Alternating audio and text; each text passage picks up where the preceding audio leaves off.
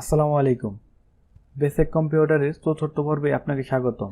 তো আজকে আমরা শিখব যে কিভাবে ডেস্কটপ সাজাতে হয় এবং ডেস্কটপের আইকনগুলো কিভাবে সাজাবো এবং ডেস্কটপের আইকন কিভাবে হাইড করব। এছাড়া আরও শিখব যে ডেস্কটপের আইকন কিভাবে ছোট বড় করতে হয়। তো চলুন ভিডিওটি শুরু করা যাক।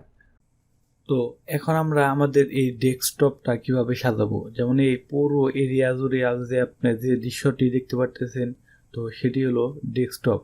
তো এই ডেস্কটপের বিভিন্ন ধরনের আইকন, সফটওয়্যার এগুলো থাকে। তো আমরা এগুলো কিভাবে সাজাবো, তো এর আগে তো আমরা দেখেছি যে কিভাবে এই ডেস্কটপের ব্যাকগ্রাউন্ডগুলো চেঞ্জ করব। তো এখন আমরা দেখব যে এগুলো কিভাবে সাজাতে হয়।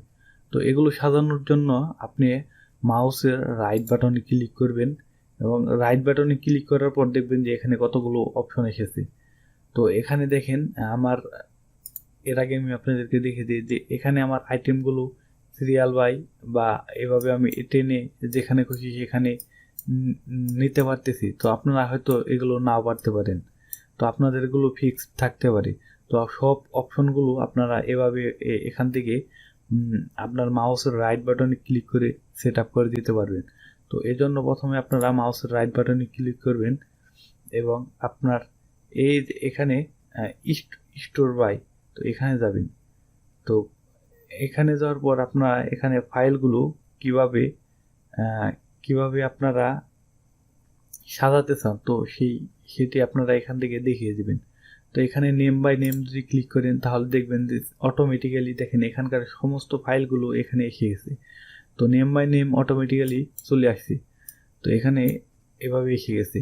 তো আবার যদি স্টোর বাই যায় এখানে সাইজ বা সাইজ দেন, তাহলে আপনার এখানে জিনিসটা আপনার হবে কি, যে ফাইলের সাইজটা বড় তো সেই ফাইলগুলো উপরের দিকে যাবে, আর আর যে ফাইলের সাইজগুলো কম সেগুলো নিচের দিকে চলে যাবে। তো আমি এখানে দেখিয়ে দিচ্ছি, দেখেন এখানে আমার এই ফাইলের সাইজগুলো অনেক বড়, এই কারণে এগুলো উপরে এসেছে, আর অন্য ফাইলের সাইজগুলো ছোট, তো এগুলো নিচে এসেছে। তো এরপর আবার যদি দেখেন এই যে আইটেম বাই আইটেম টাইপ, তো এখানে দিলে আবার এগুলো আবার আরেক রকম আসতেছে। তো আপনারা এখানে দিয়ে দেখবেন যে আপনার কোনটা ভালো লাগে, সেই অনুযায়ী আপনারা এগুলো দিয়ে রাখবেন। যে লাস্টেরটা আছে ডেট মডিফাই, তো আপনি কোন ডেটে কোনটা ইনস্টল করেছেন, তো সেই অনুযায়ী এটি অটোমেটিক্যালি এটি পিক করে নেবে। তো সেগুলো আপনার এখানে সেভাবে সেট হয়ে যাবে।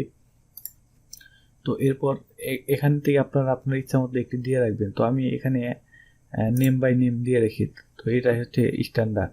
তো এরপর এরপর হচ্ছে যে একটু আগে যে বললাম যে অপশনটি আপনার এগুলো যেভাবে টান দিলে ফিক্স থাকবে কিংবা আপনি ইচ্ছা মতো সাজাতে পারবেন, তো সেই বিষয়টা আসেন দেখি। তো এটির জন্য আপনি ভিউ অপশনে যাবেন। তো ভিউ অপশনে যে, তো এখান থেকে দেখতে পারতেছেন যে আপনার অনেকগুলো অপশন আছে। তো সব অপশনের কাজ আমি বুঝিয়ে দিছি। তো তার আগে আমি আপনাদেরকে এই আইকনের যে ছোট বড় হওয়ার বিষয়, তো সেগুলো দেখে দিতেছি। তো আপনাদের আইকনগুলো এরকম না থেকে প্রথম অবস্থায় এরকম বড় বড় আইকন থাকতে পারে। তো এরকম বড় আইকন কিন্তু আসলে সুন্দর দেখা যায় না। তো এই জন্য আপনারা এই যে ভিউ এই জায়গায় ঢুকবেন, ঢোকার পরে যে দেখেন লার্জ আইকন, এটা বড় মিডিয়াম আইকন। তো দেখেন অনেকের এরকম মিডিয়াম আইকনও থাকে। তো মিডিয়াম আইকন দিলে এই আইকনগুলো এরকম সাইজ আছে। তো এগুলো দেখতে খুব ভালো দেখা যায় না, কেমন দেখা যায়। তো এই জন্য আপনারা সবসময় ভিউ যে স্মল আইকন দিয়ে রাখবেন। তো এই আইকনগুলো দেখতে অনেক সুন্দর। তো আপনারা সবসময় এটা দিয়ে রাখবেন। তো এরপর আসা যাক নিচের যে বিষয়গুলো। তো এই যে এখানে হচ্ছে আপনার মেন বিষয়। তো এখানে অটো অ্যারেঞ্জ, তো এটি যদি আপনারা টিক মার্ক দিয়ে রাখেন তাহলে অটোমেটিক্যালি অ্যারেঞ্জ হয়ে যাবে। তো আপনি যত এখান থেকে টানেন না কেন কোথাও নিতে পারবেন না। দেখেন আমি কিন্তু কোথাও নিতে পারতেছি না। তো এগুলো অটোমেটিক্যালি এখানে ফিক্সড হয়ে থাকবে। তো আপনি যতই আপনি এখান থেকে নেওয়ার চেষ্টা করেন আপনার এখান থেকে যাবে না। তো দেখেন আবার আমি বি অপশনে যাই।